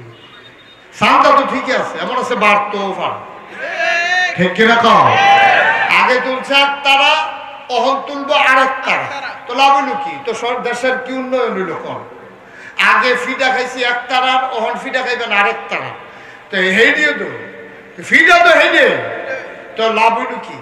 লাভ হবে তখনই, আজকের মাহফিল এমন একটা সময় আপনারা দিয়েছেন, এটা একটা লাভের মাহফিল, এটা একটা দিক নির্দেশনার মাহফিল, এটা আজকে জীবনকে পাল্টে দেওয়ার মাহফিল। ছেলেরা যেমন করে আমার বাংলাদেশকে পাল্টে দিয়েছে বৈষম্য বিরোধী ছাত্র আন্দোলনের মাধ্যমে, আজকে আগানগরের মাহফিল এই এলাকার সমাজ বিনির্মাণে আজকে পাল্টে দেবে আজকের এই মাহফিল। ঠিক কিনা বলো?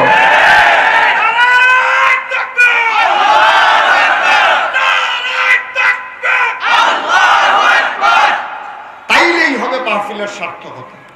নাইলে নাগেশের হুজুর আইছে, সব লোক চাইতে আইছে, এবার আগে দেখতাম ভিতরে, অহন বাইরে, এইটা চাইয়া কোনো লাভ হইত না।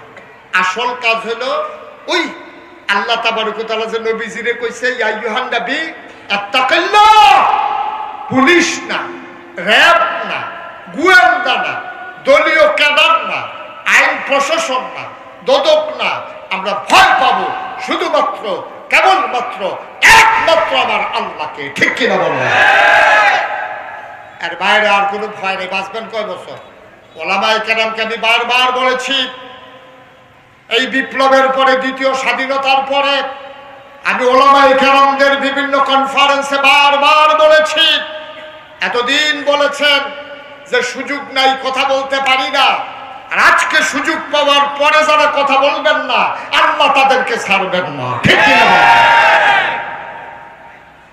একেবারে স্পষ্ট করে কথা বলবেন, সাদাকে সাদা বলবেন, কালোকে কালো বলবেন, লালকে লাল বলবেন, সবুজকে সবুজ বলবেন। এটা কে কি কইলো, এতে কি আসে যায়, এতে আপনার দরকার নাই। এক এলাকাত মাহফিল বাদ গেলে আরেক এলাকাতে যাইবেন। আমারও এরকম কত এলাকাত বাদ গেছে, কত একটা মনে পড়ছে, এটা কি কইলি তা? আমি তো কোনো উচিত কথা কইতাম গিয়েও না, আমি তো একটা নর্মাল কথা কইয়া যা 15 বছর ধরে এই এলাকার যাইতাম পারি না। আমি গিয়া কথার কথা এমনি কইছি, ও যদি কেউ আপনারা যারা যারা হজেরতে আইছেন, হজেরতে আসার পরে যারা বউ নাই, তারা বয়স হইল বিয়া করে লাগেন। কারণ আমার দৃষ্টিতে জুয়ান বয়সে বউয়ের যে দূর দরকার, বুড়া বয়সের আরো বেশি দরকার। কারণ ফুতের বউয়ে আমি ফেসাবের লুঙ্গি বদলাইলে এটা স্মরণ করবো, এবিটি জিয়েরও স্মরণ করবো, কিন্তু নিজের বউয়ের স্মরণ গিয়ে এর লাগে আমি যখন বুদ্ধি দিছি, আপনারা যারা বিশেষ করে বয়স হয়েছে অথবা হজেরতে আইছেন, ফইলা কারবার গড়াই লইবেন, আপনি একটা বিয়া করে লাইবেন। এই কথা কইছি পরে একবার দিয়ে উঠতে আসতে করে জায়গাইতে আছে। আমি তো আর বুঝছি না, ওয়াজ যে উফরে পড়ছে, এবার আস্তে করে জায়গাইতে আছে, গিয়া সে দুটো বোমা বমি উঠে আছে। আমি গেলাম কি তারে, কয় ওয়াজ একজনের উফরে পড়ছে। আমি কই তো কিতা কয়, কয় হ্যাঁ বেড়ায় আমরারে ধরছে, অবশ্যই এই হুজুরে এটা তোরা কইছ। আমি কইলাম আসলে এমনি কইছি, অক্কারে সত্য, আমি কেউ কথা শুনছিও না, জানিও না। এবারে বিয়া করছে না, কিন্তু আমি কেন কয়া, এবারে বিলে কয়দিন আগে হজের তাইয়া আবার বিয়া করছে, আমার ওয়াজ এবার উফরে পড়ে গেছে। এবারে ওখান ফলাফেনের লোকে চিল্লা ফাল্লা করতে আছে, আমি যে বিয়া করছি হুজুরে এটা জানলো কেন? আর যত বছর আমি বাচ্চা থাকি এই হুজুরে এই এলাকাত কেমনে আইয়ে আমি চাইয়া দিতে আছি তার লেগে আমি আর যাইতে পারি না ফলাফাইনে যতবারে কয় ও এটা তো হুজুরে অনেক বছর আগে কইছে কয় লাভ বুকিটা অহনও যখন আইব তোরা আমি যখন মাহফিলও যা তোরা আমার ফেল চাইয়া কি একটা আইস কম দিবি কারণ এবার এটা উফরে ফুটে গেছে তো এটা উফরে ফরক আমরা বাইরে খেলি থাকবেন আর ম্যাগ আইবো ভিজতেন না তো আপনি দৌড় দিয়ে আউলিট গেলে তো সরে ঠিক কিনা কম আমরা সাথী ছাড়া বাইরে খেলি থাকবেন আর বৃষ্টি আইলো ভিজলেন কেড়ে বৃষ্টিরে ফদাইবেন আপনার মতো নির্বুত কি আছে নাকি আমরা কারো পক্ষে বিপক্ষে না কোরআন হাদিসের কথা বলে যাব আপনি যদি কোরআন হাদিসের বাইরে থাকেন তাহলে লইয়া ছুটবো ঠিক কিনা কম আপনি আইয়া বললে তো সরে ১,৫০০ বছর আগে আল্লাহ আপনার কম ডাক দিছে ডাক দিয়ে কইছে উদখুলু ফিস-সিলমি কাফা আল্লাহ ডাক দিয়ে কইছে এই মুসলমান এই বানসারা পড়ে তারা করে আল্লাহ আপনি তো আসিয়া নকা ভিতরে আইও উদখুলু ফিস-সিলমি কাফা তোমরা পরিপূর্ণভাবে ইসলামের ভিতরে আইয়া পড়ো এরপরে তো কেউ আইয়া না কেউ আইয়া না আরেক তারা করে কি বাইরে অর্ধেকটা ভিতরে অর্ধেকটা জানাজার বেলা ইসলাম মানে নামাজের বেলা ইসলাম মানে ঈদের বেলা ইসলাম মানে বুটের বেলা আর ইসলাম লাগে না ঠিক নামাজের বেলা দেখবেন এমন ইসলাম মানে এবার আর জানাজা কাজা নাই এলাকার ভিতরে জানাজার কাজা নাই ফরজ নামাজের খবর নাই অধিকাংশ আমি দেখেছি আমিও বাংলাদেশে থাই আমি সৌদি আরব চাইছি না আমি দেখছি আমরা দেশের নেতারা লুক ফিট করে রাখে এলাকার ভিতরে কোনো জানাজার কাম লাগলে হেতারা দেখবেন দৌড়াইয়া হাজির অথচ ফজরের নামাজ এই দিন পড়ছে না এরকম প্রমাণ আমার কাছে অসংখ্য আছে এবার আপনারা কোন ফজরের নামাজের দাম বেশি না জানাজার দাম বেশি কথা করা কোনটার দাম বেশি সারা জীবনের জানাজা যদি এক ফাল্লির দেন আর ফজর নামাজের একটা সেজদা যদি এক ফাল্লার দেন সারা জীবনের জানাজার নামাজ দি ফজরের নামাজের কাছে বাড়িও খাইতো না ঠিক কিনা কম কার দরা দিয়েও কুলাইতেন পারতেন না বাটকারা ইট দিয়ে ওইটা সমান করুন যেত না ঠিক কিনা কম তাইলে আমার দেশের মানুষগুলো ফজরের নামাজের খবর নাই জুহরের নামাজের খবর নাই নেতা জানাজার নামাজের লেগে পাগল আসলে এটা সোয়াবের লেগে না এটা বুটের লেগে ঠিক কিনা কম এটি কোনো আল্লাহর সোয়াবের আশায় নামাজ না সোয়াবের আশায় যদি নামাজ পড়তো তাইলে এবার 5 ওয়াক্ত ফরজ নামাজ আগে পড়লো ফাললে জানাজা পড়লো না ফাললে নাই ঠিক কিনা কম আমরা তারা বুঝে না কোনটা দিয়া কোনটা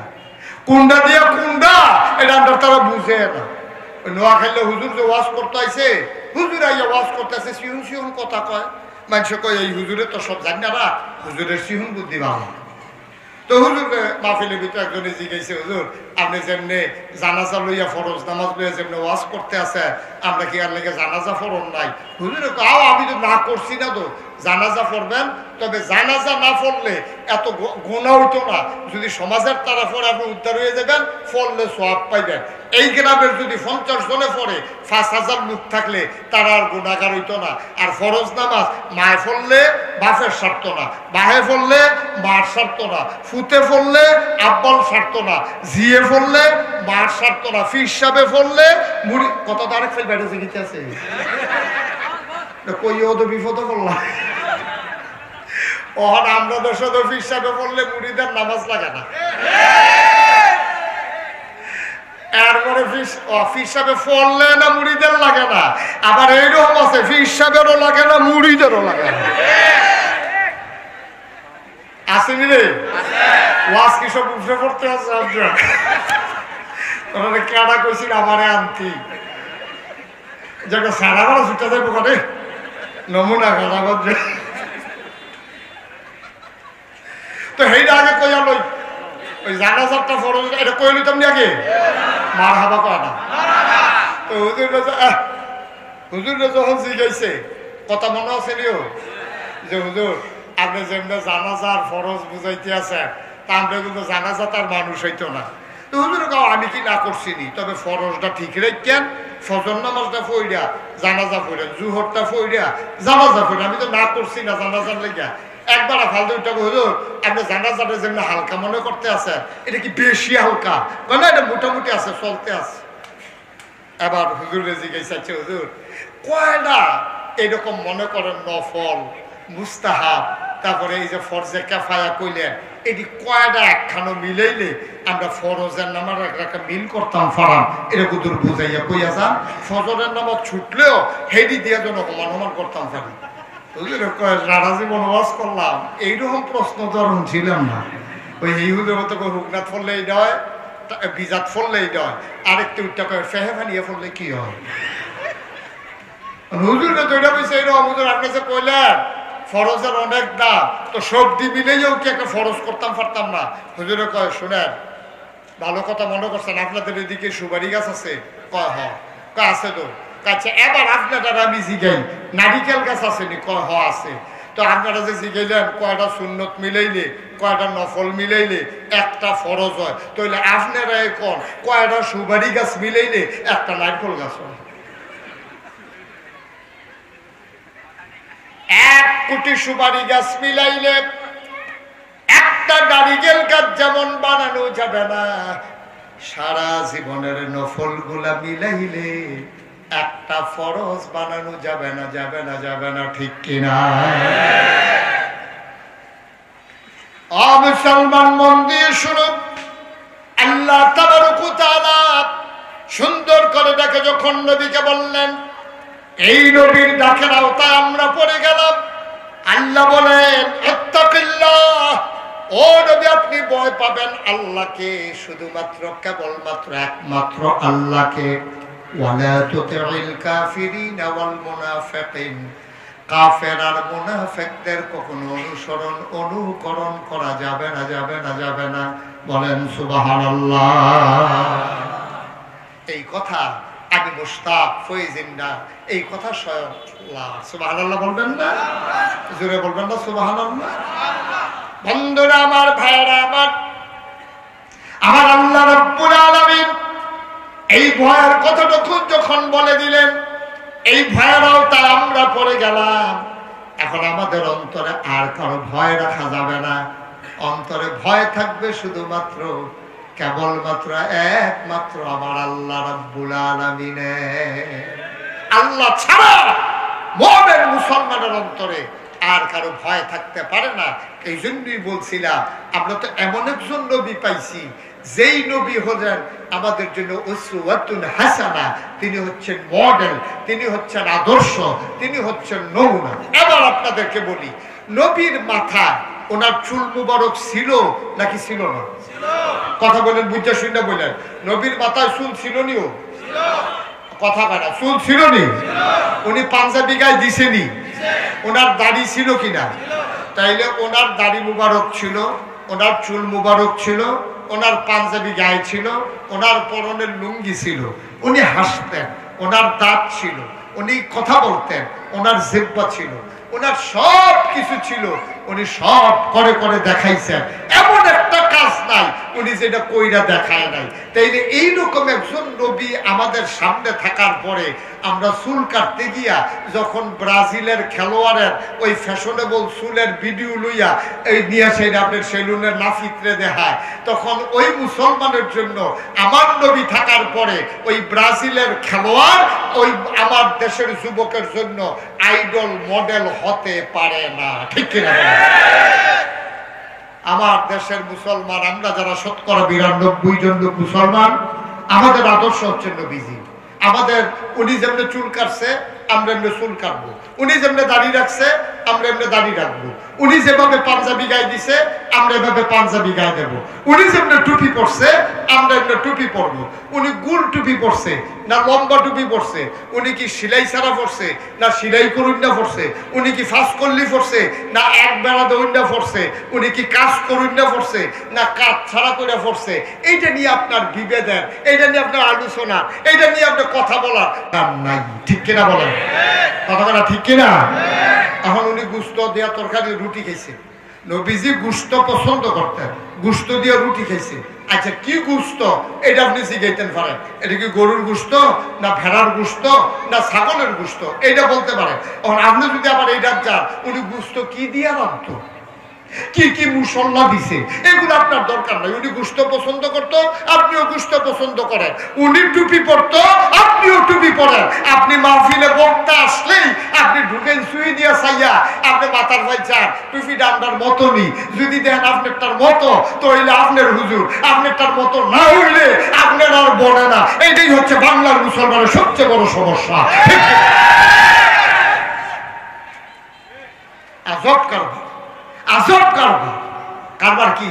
ওহন মুসলমান সিনে টুপি দিয়া, ওহন মুসলমান সিনে পাঞ্জাবি দিয়া, ওহন মুসলমান সিনে নমুনা দিয়া না। এটা দিয়া মুসলমান সুরতের চাইতে মনে রাখবেন সিরতের দাম কোটি গুণ বেশি। সুরত সহজ।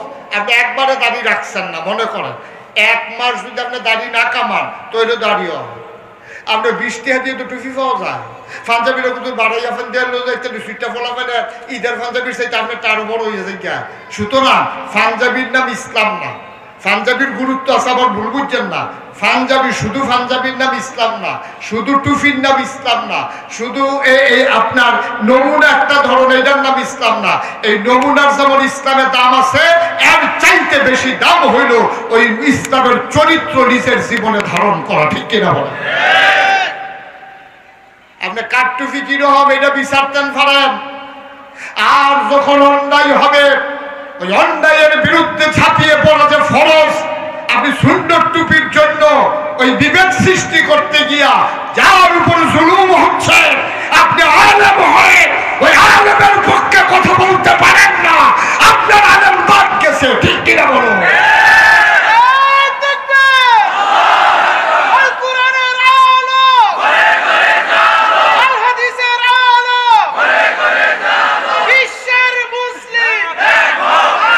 সবাই করা আমিন।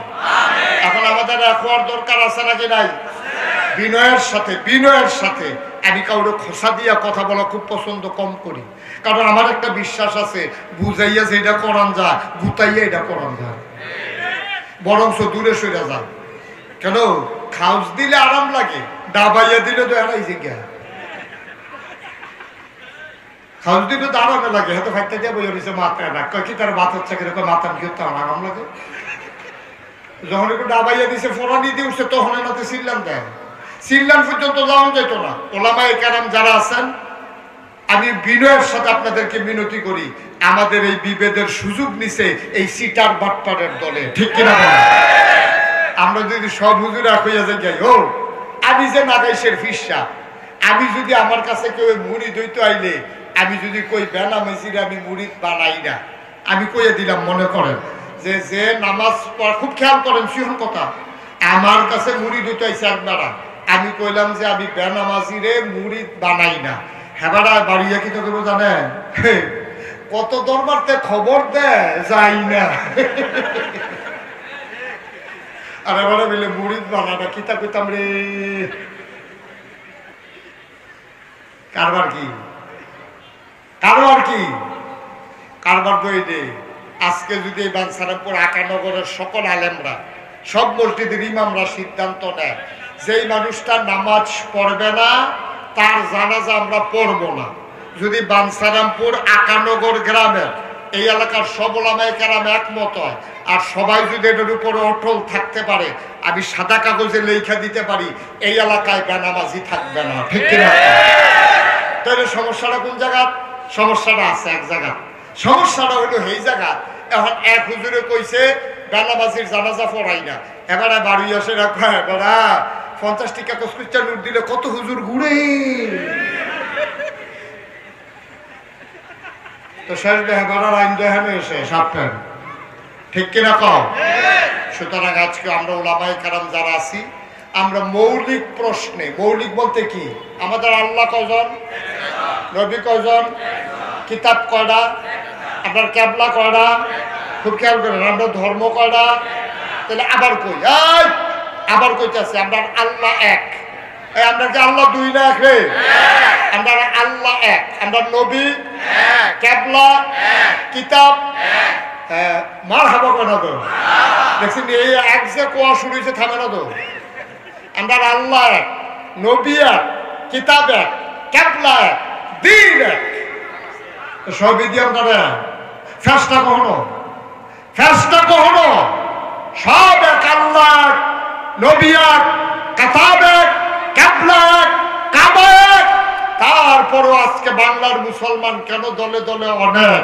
কারণ হইল আমরা ইসলামকে ইসলামের জন্য ভালোবাসি না, আমরা ইসলামকে নিজেদের কামাই রোজগারের ব্যবস্থা বানাই ফেলছি।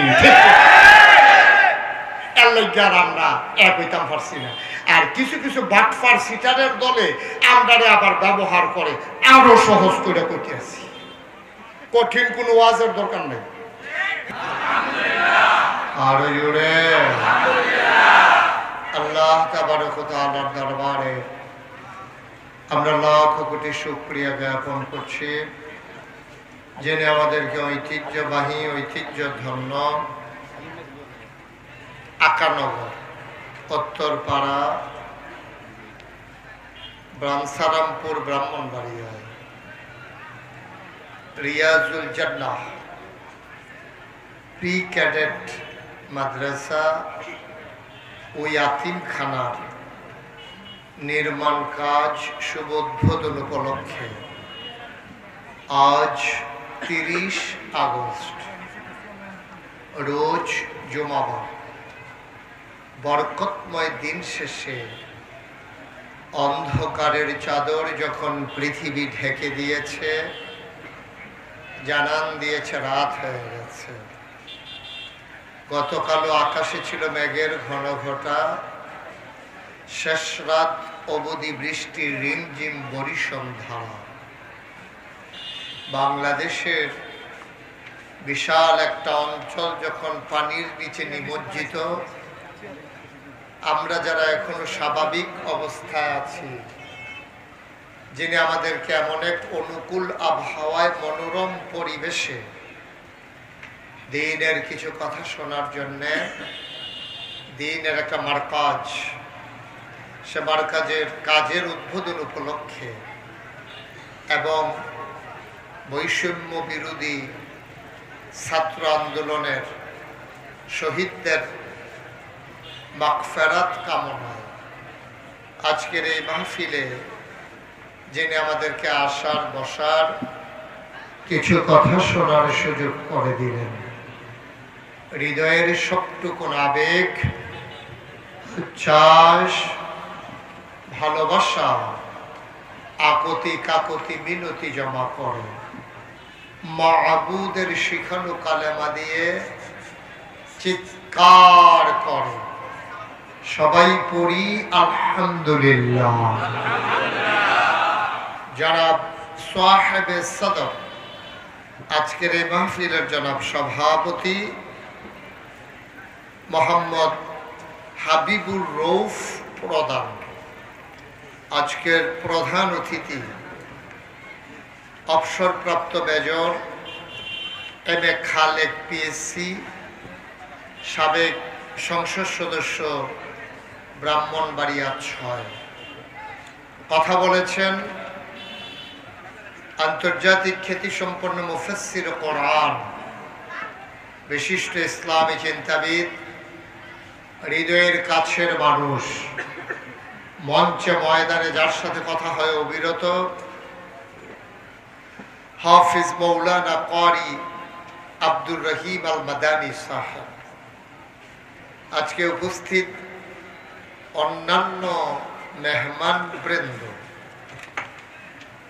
এখানে অনেক নাম, ওলামায়ে কেরাম, আমন্ত্রিত বিশেষ অতিথি, আমন্ত্রিত অতিথি, অনেক নাম আছে। সবার নাম নিতে পারলাম না বলে দুঃখবোধ প্রকাশ করছি। আপনারা পরে মসজিদের মাইকে তাদের নাম জানাই দিও।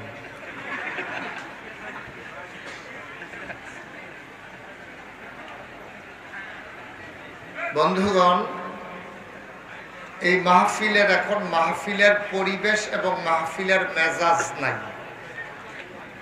এটা আমি অনেক সময় চিন্তা করতাম যে চেয়ারে বসে মাহফিল শুনলে সমস্যা কি, এটা আগে চিন্তা করতাম, আজকে আইয়া বুঝছি সমস্যা কি। এটা মারাত্মক সমস্যা। চেয়ারে বসলে ফাও নাচান লাগে, ফাওয়ের উপরে ফাও তুলন লাগে, আরেক বেটার সে আরো গুতা দিছে, হ্যাঁ বেড়ায় চিন্তা করছে এই গুতা দিস কিনে, এই কারবার হইল চেয়ার। এখন জনসভার অবস্থায় আছে না? তোমরা যারা সোশ্যাল মিডিয়ায় কাজ করছো, তোমরা তো আমার বিরক্ত করে ফেলতেছো। এতক্ষণ লাগে ফিক্সড করতে? সবাই বসো, শেষ করে দ্রুত সরো এখান থেকে। এত দেরি করে কাজ করলে কেমনে হবে? কোন সময়? আমি তো আসার আগেও তো অনেক সময় পাইছো না। এটা আমি কইতাছি, আমার টাফের তো জুড়ে হয়। বল, আপনারটা এত উন্নত না। এই লাইটটাতে একটা ফ্ল্যাশ লাইটটা বন্ধ করে দাও। এটা কার? এই মোবাইলের এদিকে স্ট্যান্ডে। আমাকে একটু পিন পতন নিস্তব্ধতায় কথা বলার সুযোগ করে দিতে হবে।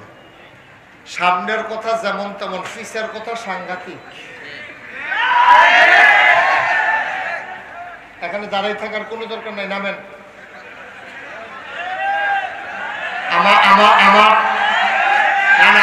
আমার নিরাপত্তার দায়িত্বে যারা আছেন নামেন। আমার নিরাপত্তা লাগবে না, যে একটু নেমে যান, একটু সুযোগ করে দেন, পেছনে যেন একটা শব্দও না হয়। আপনারা জানেন আমার একটা বদ অভ্যাস আছে, আমি তো আর এত বড় বক্তা না। বড় বক্তারা দেখছি ওয়াজের সময় আরো চিল্লাফাল্লা করলেও সমস্যা হয়। আমি ছোট মানুষ, ওয়াজের সময় কথা বললে আমি মারাত্মক বিরক্ত হই, আমি কথাই আর বলতে পারি না। দয়া করে যাদের মোবাইল আছে, উনি মোবাইলটা ধরাতে একটা উপকার হয়েছে, মনে হয়েছে আমার। যাদের মোবাইল আছে মোবাইলগুলো বন্ধ করে দেন, সাইলেন্ট করে দেন অথবা বন্ধ করে দেন। আপনি যদি জরুরি কোনো কল আসে, কল লিস্ট দেখে আপনি কল ব্যাক করবেন। আওয়াজ যেন না হয়, এটাই আমার অনুরোধ। আর কিচ্ছু করা লাগবে না। আমি বুঝতেছি প্রচন্ড গরম, আজকে মাত্রাতিরিক্ত গরম। ভাদ্র মাসে এমনি গরম বেশি হয়, রোদের তাপও বেশি হয়। এরপরে আমি দেখছি আমরা তারা আরো দোয়া করতেছে রোদ যেন আরো বাড়ে, ওই ফানি কমার লাগে আর কি। আপনাদের এদিকে তো আর এই দোয়া নাই, আপনার এদিকে দেখছি যে দোয়া করতে আছে যেন রোদ যেন আরো বেশি হয়, পানিটা যেন তাড়াতাড়ি কমে যায়। যাই হোক, যেমন হয়। আমি লম্বা সময় আপনাদেরকে বসিয়ে রাখবো না। আমি শুরুতে আল্লাহর কাছে দয়া চাই, আপনাদের কাছে দোয়া চাই। আল্লাহ যেন আমার মুখ দিয়ে সেই কথাগুলো বের করে দেন যেগুলো আমার জন্য দরকার এবং আপনাদের জন্যও দরকার। আল্লাহ যেন সুযোগ দান করে দেন। সবাই করেন আমিন। বন্ধুগণ, আমি এবছর আমার ওয়াজের বয়স হলো 33 বছর।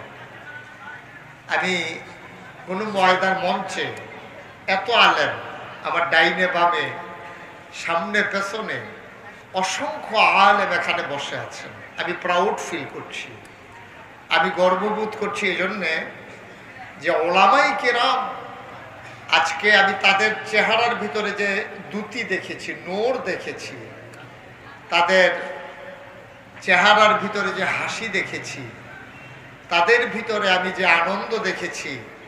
একটা লোক লাভ দিয়া দাঁড়াবো, হুজুর দোয়া করে দেন, হুজুর দোয়া করে দেন, মায়ের চিকিৎসার জন্য লক্ষ লক্ষ টাকা খরচ করতে পারি, বাবার চিকিৎসার জন্য লক্ষ লক্ষ টাকা খরচ করতে পারি, হুজুর দোয়া করে দেন আব্বা আম্মার কবর যেন জান্নাতের টুকরা হয়ে যায়।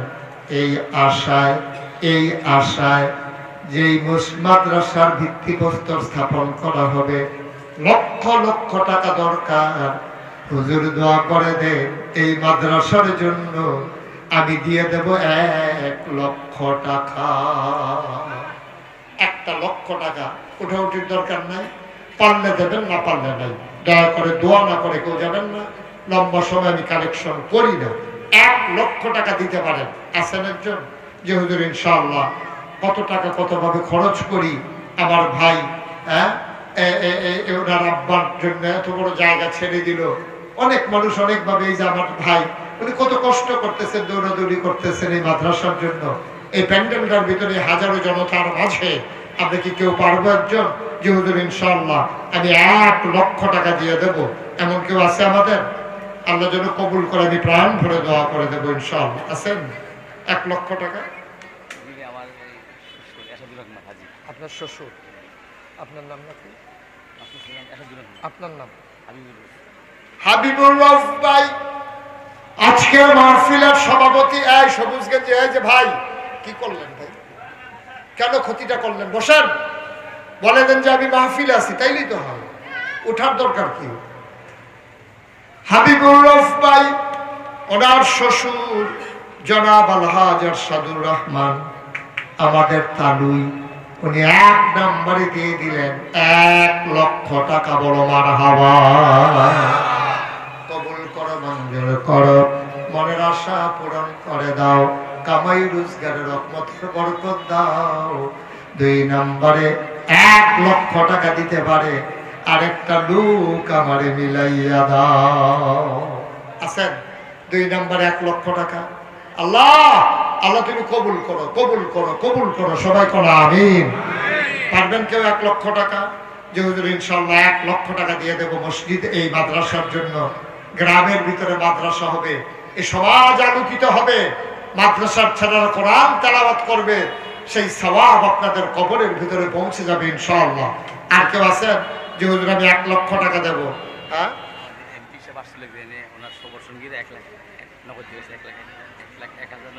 মাশাআল্লাহ। আমাদের এমপি, সাবেক এমপি সাহেব উনি এসেছিলেন, ওনারা ওনার সফর সঙ্গী সহ যারা আছেন ওনারা সবাই মিলে 1,01,900 টাকা ওনারা আল্লাহর খাস মেহরবানি, হ্যাঁ নগদ ইনশাআল্লাহ 1,19,000 টাকা, 1,900 টাকা ওনারা নগদ আমাদের ভাইয়ের সাথে ওনারা দিয়ে বলেন মারহাবা। কবুল করো, মঞ্জুর করো, মনের আশা পূরণ করে দাও। শহীদুল্লাহ রাসেল, ও মাশাআল্লাহ, রাসেল ভাই, শহীদুল্লাহ রাসেল ভাই কত? 10,000 টাকা। সবাই বলেন মারহাবা। আল্লাহ কবুল করো, মঞ্জুর করো। হ্যাঁ, আর কি আছে? কবির হোসেন 5,000, রফিকুল ইসলাম, আল্লাহ তাআলা জয় কালীপুর 10,000, মোহাম্মদ দেমান মিয়া দিল 50,000 টাকা, আরিফুল ইসলাম 5,000 টাকা। বলেন মারহাবা। সবাই মিলে আমরা একটু দোয়া করবো। আর উঠোউঠির দরকার নাই, যারা উঠছেন সবাই বসে থাকেন, সবাই মিলে আমরা দোয়া করি। আর কেউ আছেন মাঠের ভিতরে, কেউ আছেন যে হুজুর আমি 5,000 টাকা দিয়ে দেব, আমি 1,000 টাকা দিয়ে দেব, হুজুর আমি 5,000 1,000 পারি না, ইনশাআল্লাহ নগদ 10টা টাকা দিয়ে হইল আমি শরীক থাকতে চাই, আল্লাহ কপাল খুলে দেবে ইনশাআল্লাহ। আমরা সবাই মিলে তওবা করি। আর এই ফাঁকে হ্যাঁ জামিল ভাই উনি দিয়েছেন 5,000 টাকা। আর আমরা যারা আছি ওই ছেলেটা দিতেছে, নিয়ে আসেন। মাশাআল্লাহ, মাশাআল্লাহ। আল্লাহ কবুল করো, মঞ্জুর করো, মনের আশা পূরণ করে দাও, দানের হাদিয়া সোনার মদিনায় পৌঁছে দাও। আমার এক মুরব্বী বাবা উনি দিলেন 1,000 টাকা, আমার আরেক ভাই উনি দিলেন 1,000 টাকা। কবুল করো, মঞ্জুর করো। কি নাম? 5,000 কে দিল এখন? মোহাম্মদ সেলিম ভাই নগদ দিলেন 5,000। আল্লাহ কবুল করো, মঞ্জুর করো, মনের আশা পূরণ করে দাও, দানের হাদিয়া সোনার মদিনায় পৌঁছে দাও। আর আছেন কেউ? এই যে টাকাটা নেন। আর আপনার যারা এই মাদ্রাসার কমিটির লোক আছেন, গ্রামবাসী আছেন, আমরা সবাই মিলে তওবা করি। মনির ভাই স্যার, মনির স্যার উনি দেবেন 5,000 টাকা। মাশাআল্লাহ। এই কে দিল 1,000? নাম বলতে চায় না। আমার এক ভাই নগদ দিয়েছেন 1,000 টাকা। আল্লাহ তুমি কবুল করো। আরেকজন দিলেন 500 টাকা। আল্লাহ কবুল করাই। যারা আমাদের এলাকার এখানকার লোক আছেন সবাই একটু ভেতরে যান, বিসমিল্লাহ বলে যে যা দিতে চায় 100, 200, 10, 20 টাকা, একজন লোকও খালি যাবেন না। আর আমার সাথে সবাই মিলে চলেন, আমরা তওবা করি। সবাই মহব্বতের সাথে বসেন, আমার সাথে সবাই পড়েন আউযু বিল্লাহি মিনাশ শাইতানির রাজিম, বিসমিল্লাহির রহমানির রহিম। এই সামনে একটা লোক যান না, একটা লোক এদিকে সামনে একটু যান। ওই টাকা যারা দিচ্ছে টাকাগুলো আনা যাইতেছে না, ভাই একটু যান তো, আপনি যান, আসতেছে রাখো। এই যে যা পারেন আপনার শরীর থাকেন। আর এই ফাঁকে আমরা সবাই মিলে চলেন আল্লাহর দরবারে তওবা করি। শুকর আলী প্রধান উনি দিয়েছেন 5,000 টাকা। আল্লাহ যেন জামাই, মাশাআল্লাহ, আমাদের জামাই, এই গ্রামের জামাই কালীপুর নিবাসী, উনি নগদ দিয়ে দেবেন 10,000 টাকা। আল্লাহ যেন কবুল করে, সবাই পড়ে না আমিন।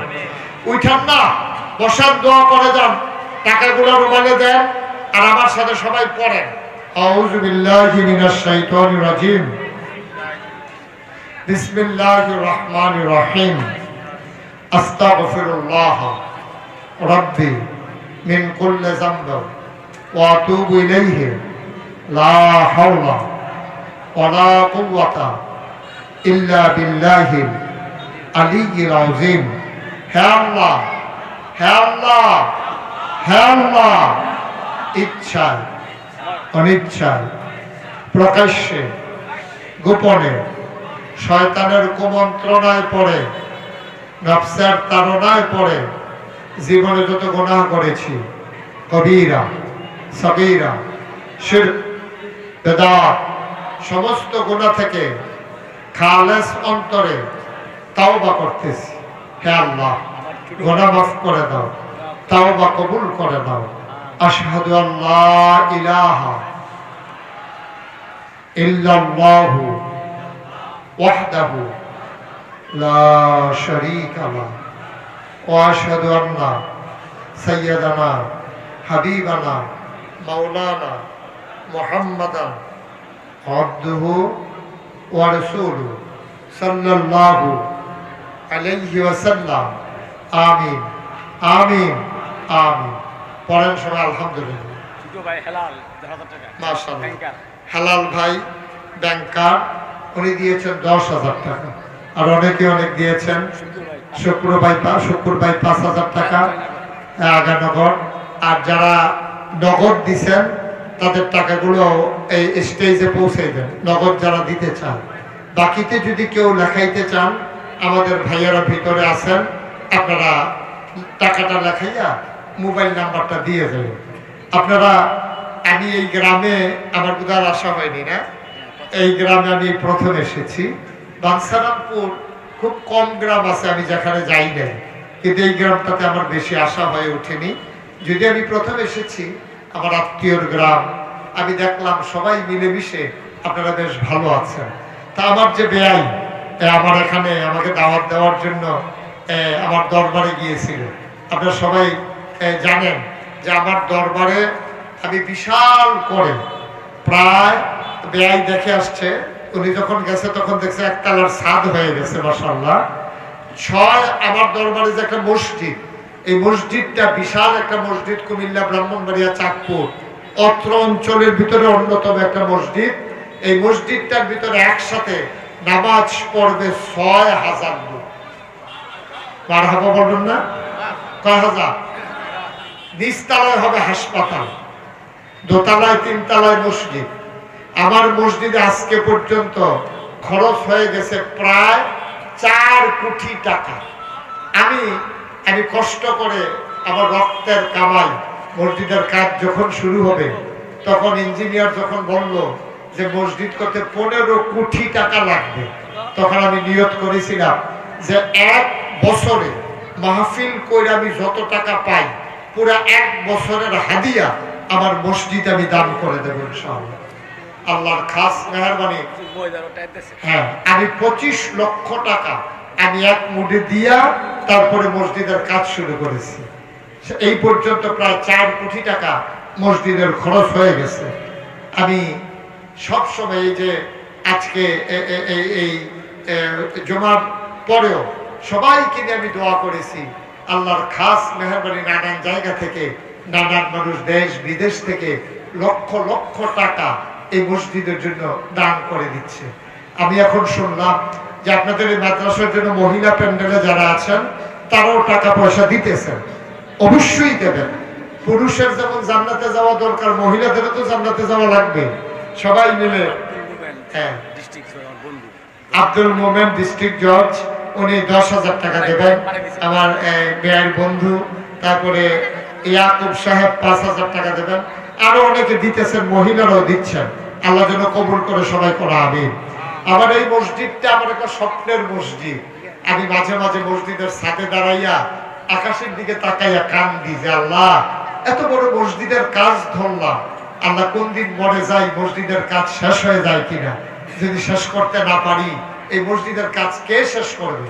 আমি আপনাদের কাছে দোয়া চাই, আল্লাহ যেন এই মসজিদটাকে শেষ করে দুনিয়া থেকে যেন বিদায় হতে পারি, আল্লাহ যেন কবুল করে সবাই করা হবে। আর যদি কেউ মনে করে মাশাআল্লাহ আমাদের এই মাদ্রাসার জন্য ইয়াকুব আলী ভাই 5000, মুক্তার হোসেন উনিও দিয়েছেন 5000, আল্লাহ যেন কবুল করে সবাই করা আমিন। আমি যেই কথাটা বলছিলাম, আজকেও আমার খালু ওনার ছেলে আমাকে মালয়েশিয়া নিয়ে গেছিল, আপনাদের পার্শ্ববর্তী গ্রাম বাড্ডা, ওনার বাড়ি আব্দুল মোমেন সাহেব বীর মুক্তিযোদ্ধা, ওনার ছেলে আমাকে মালয়েশিয়া নিয়ে গিয়েছিল। আল্লাহর খাস মেহরবানি লক্ষ লক্ষ টাকা আমি মালয়েশিয়ার মানুষজন আমার হাতে দিয়েছে মসজিদের জন্য। আজকেও খালুর কাছে এক লোক 10,000 টাকা দিয়েছে মসজিদের জন্য, উনি টাকাটা দেওয়ার জন্য স্থির হয়ে গেছে, নিয়ে আসছে। আপনারাও যদি মনে করেন যে হুজুর এত বড় একটা মসজিদ হবে, এই 6,000 লোক একসাথে নামাজ পড়বে, যদি কেউ পারেন, এটা কোনো জোর জবরদস্তি নেই, আপনাদের মাদ্রাসা হোক মসজিদ হোক, আমি মনে প্রাণে দোয়া করি যদি মনে করেন এত বড় মসজিদ, আমিও ইনশাল্লাহ 1,000 টাকা দিয়া, 500 টাকা দিয়া, 100 টাকা দিয়া শরীক হতে চাই, আমি প্রাণ ভরে দোয়া করবো ইনশাআল্লাহ। আমার এক ভাই, রাখো এখানে রাখো, এদিকে একটু দাঁড়ান কেউ, আমার এক ভাই কি নাম আব্দুল কাইয়ুম, উনি এই নাগাইশের এত বড় মসজিদ এই কাজের জন্য উনি 1000 টাকা দিয়েছেন। আমরা এখনই দোয়া করবো ইনশাআল্লাহ, এটা কালেকশন না দোয়া। আল্লাহ রাসূল বলেছেন মান বানা লিল্লাহি মাসজিদান বানাল্লাহু লাহু বাইতান ফিল জান্নাহ, যে দুনিয়ায় মসজিদ বানাবে আল্লাহ নাকি জান্নাতে তার জন্য ঘর বানাবে। আমাদের আমার সভাপতি আমার ভাই উনিও 1000 টাকা দিয়ে মসজিদে শরীক হয়েছেন, আরেক ভাই, দুই ভাই মিলে 500 করে 1000 টাকা দিয়েছেন। আমি প্রাণ ভরে দোয়া করি আপনাদের জন্য। আমাদের ছেলেরা, তোমরা যারা ইউটিউবাররা আছো একটু ভেতরে যাও, কেউ যদি শরীক থাকতে চায়, খুশিবাসীর বিষয়, আপনি দুনিয়ার মসজিদ বানাইবেন। মাশাআল্লাহ হালিম ভাই মসজিদের জন্য 2000 টাকা, মাশাআল্লাহ মাশাআল্লাহ, আল্লাহ কবুল করুক, মনে আশা যেন পূর্ণ করে দেয়, প্রাণ করে দোয়া করবো। হালিম ভাই মাশাআল্লাহ 2000 টাকা দিয়েছেন। আমার এক সোনামণি ছাত্র, সে 200 টাকা দিয়েছে।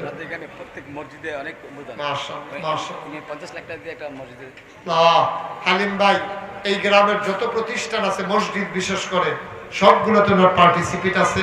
উনি নিজে একাকি 50 লক্ষ টাকা খরচ করে একটা মসজিদ মানে, মারহাবা বলবেন না? কত বড় কথা, হ্যাঁ কবরস্থানের পাশে। আল্লাহ নবী কত বড় কথা বলছেন, মান বানা লিল্লাহি মাসজিদান বানাল্লাহু লাহু বাইতান ফিল জান্নাহ, যে দুনিয়ায় মসজিদ বানাবে আল্লাহ জান্নাতে তার জন্য ঘর বানাবে। আমার ছেলেরা আসতেছে, যদি একটা টুকু খালি যায়েন না, আপনি 2টা টাকা দেন, 2টা টাকা দেন, তাও তো বলতে পারবেন যে হুজুর আমি এই বিশাল মসজিদে 2 টাকা দিয়ে শরীক হয়েছিলাম। একবারে না দেওয়ার চাইতে তো ভালো। এই যে আমার মুরব্বী ভাই, মাশাআল্লাহ আমার মুরব্বী ভাই 500 টাকা নগদ উনি দান করে দিয়েছেন। আরেক ভাই 100 টাকা দিয়েছেন মসজিদের জন্য, মাশাআল্লাহ আলেম মানুষ, হ্যাঁ মাশাআল্লাহ। আরেকজন এই 100 টাকা দিয়েছেন, আমরা সবাই মিলে মাশাআল্লাহ। আমার রামচন্দ্রপুর, আপনারা রামচন্দ্রপুর বাজার চিনেন? রামচন্দ্রপুরের পাশে আব্দুল লতিফ পঙ্গু হাসপাতাল, হাড়ভাঙ্গা হাসপাতাল, এটা চিনেন তো নাকি? এটার যিনি মালিক উনি চলে আসছে আপনাদের এলাকা আমার সফর সঙ্গী হয়ে, ডাক্তার মনির হোসেন। উনি ইনশাআল্লাহ এই 1000 টাকা দিয়ে শরীক হয়েছে। আপনারা ওখানে যাবেন, যদি কোনো অসুস্থ হাত পা ভেঙে গেলে ওনার এখানে যাবেন, সুচিকিৎসা পাবেন ইনশাআল্লাহ, এবং জুলুম হয় না, চিকিৎসার নামে জুলুম হয় না। উনি আমার রপ্তানির সাথে এটা করেন, এবং বন্যা কবলিত এলাকার জন্য